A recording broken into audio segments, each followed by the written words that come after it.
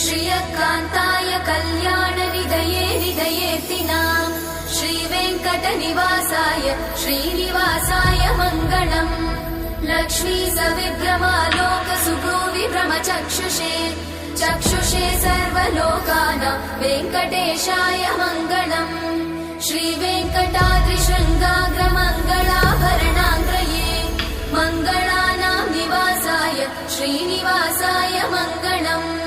सर्वावयव सौन्दर्य सम्पदा सर्वचेतसां सदा सम्मोहनायास्तु वेङ्कटेशाय मङ्गलम्। नित्याय निरवध्याय सत्यानन्दचिदात्मने सर्वान्तरात्मने श्रीमद् वेङ्कटेशाय मङ्गलम्। स्वतः सर्वविदे सर्वशक्तये सर्वशेषिने सुलभाय सुशीलाय वेङ्कटेशाय मङ्गलम्।